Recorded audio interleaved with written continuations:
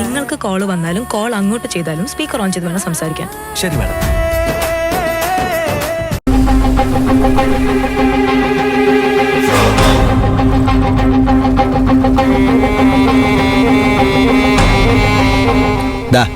വാർഡിലെ മുക്കിലും മൂലയിലും ഫ്ലെക്സും ബോർഡും വെക്കണം. എലക്ഷൻ വരെ 24 അവേഴ്സും നമ്മൾ ഉണർന്ന് പ്രവർത്തിക്കണം. പറഞ്ഞു മനസ്സിലായോ? അലിയ ഓഫീസിലേക്കായിരിക്കും അല്ലേ? അല്ല, ചാരുവിനെ നോക്കി ഇറങ്ങിയതാ. ചാരു ഇതെവിടെ പോയി? രാവിലെ മുതല് ചാരുവിനെ കാണുന്നില്ല. അയ്യോ, ഇവളെവിടെ പോയി? അമ്പലത്തിൽ പോയി നോക്കി അളിയ? ഇല്ല, അങ്ങോട്ട് പോകുന്ന വഴിയാ. അളിയൻ വിഷമിക്കട്ട, ഞാനും എന്റെ അണികളും ഈ നിമിഷം മുതൽ അന്വേഷണം ആരംഭിക്കുക. അളിയൻ ധൈര്യമായിട്ട് പോയിട്ട് വാ.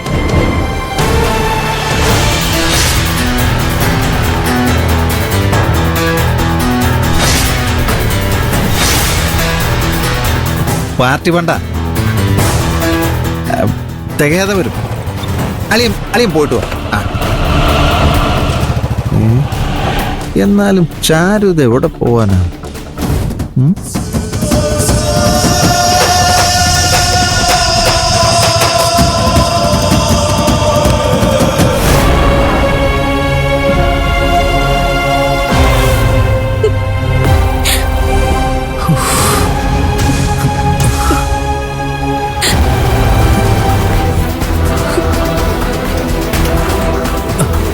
കാകുതി, നീ എന്തായി കാണിച്ചത്? ആരോട് പറയാൻ നീ എന്തിനാ ഇവിടെ വന്നിരിക്കുന്നത്? എന്റെ ജീവൻ പോയി. സോറി ചേട്ടാ, വെളുപ്പാങ്കാലം വരെ ഉറക്കം വന്നില്ല.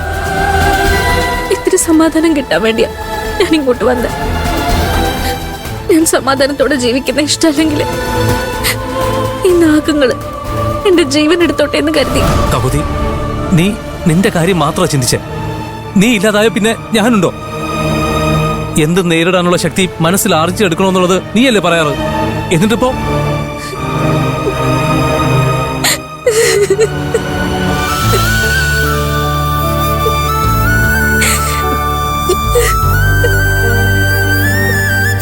ഞാനാകെ തളർന്നു പോയേക്കു ചേട്ടാ.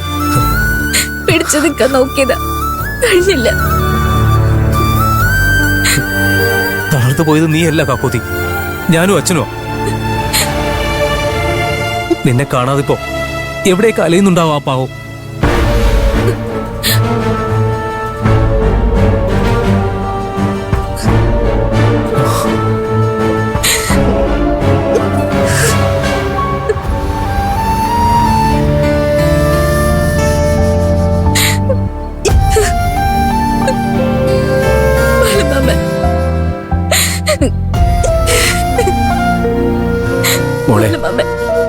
എന്നാലും നീ ബാലമാമയെ പേടിപ്പിച്ചു കളഞ്ഞല്ലോ.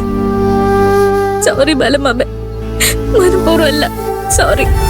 സാരമില്ല, നിന്നെ കണ്ടപ്പോ മനസ്സിന്റെ ആദ്യം പോയി. ഇപ്പൊ സമാധാനായി. അച്ഛാ, ചാരുവിനും കൂടി വീട്ടിലേക്ക് വെക്കോ, ഞാൻ വന്നോളാം. മോനെവിടേക്കാ? എല്ലാ പ്രശ്നങ്ങൾക്കും ഒരു അവസാനം കണ്ടിട്ട് ഞാൻ വരൂ.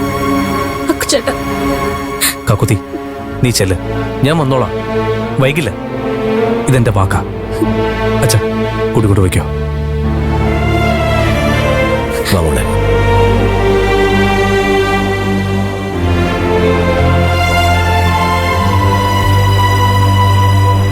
വാ മോളെ. ഗോവിന്ദോമ, നമുക്കൊരിടം വരെ പോകണം. എവിടേക്കാ മോനെ? പറയാം.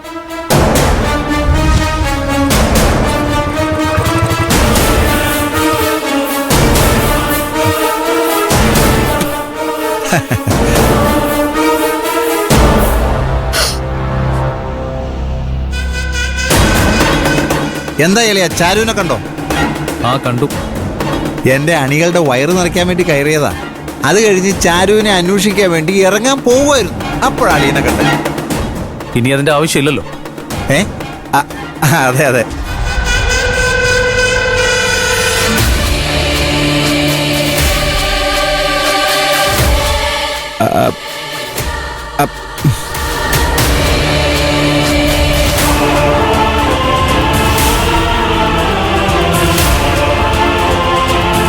ഇറങ്ങ മോളെ. ചേച്ചി, ആരോടും പറയാതെ എവിടെ പോയതാ? അച്ഛനെ എന്നെയും ചെറിയേട്ടനെ ഒക്കെ കരയിപ്പിച്ചില്ലേ?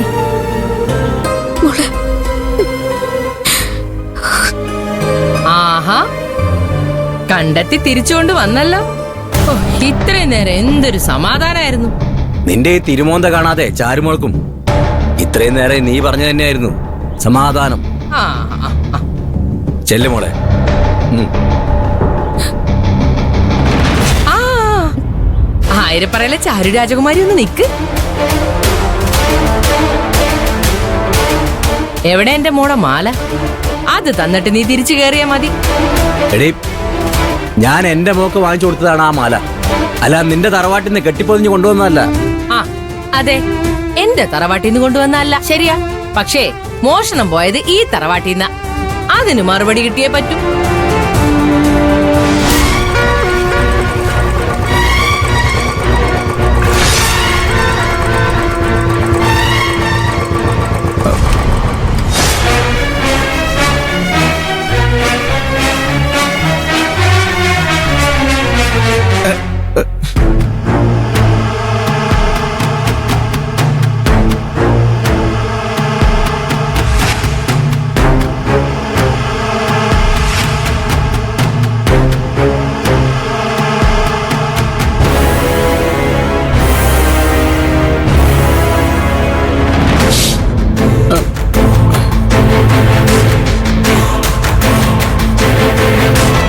അമ്മേ, ഞാൻ ഇങ്ങനെ ഇപ്പൊ നിങ്ങളെ വിളിക്കുമ്പോ എന്റെ നാവ് പൊള്ളുന്നുണ്ട്. ഓ, പൊള്ളൂടാ പൊള്ളും, നിനക്ക് പൊള്ളും. ഇവളെ പോലൊരുത്തി നിന്റെ ജീവിതത്തിൽ വന്ന് കേറിയപ്പോ മുതലാണല്ലോ നിനക്ക് പൊള്ളാൻ തുടങ്ങിയത്.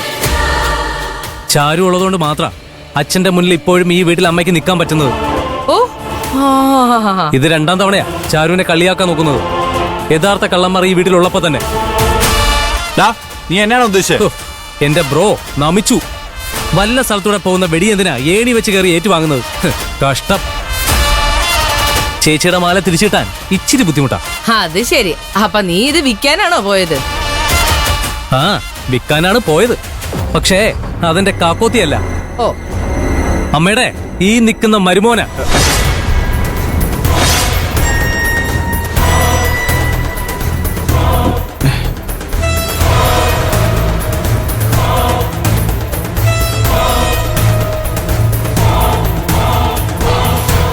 എല്ലാം അറിഞ്ഞോണ്ട് എന്റെ ചാരുവിനെ കള്ളിയാക്കി.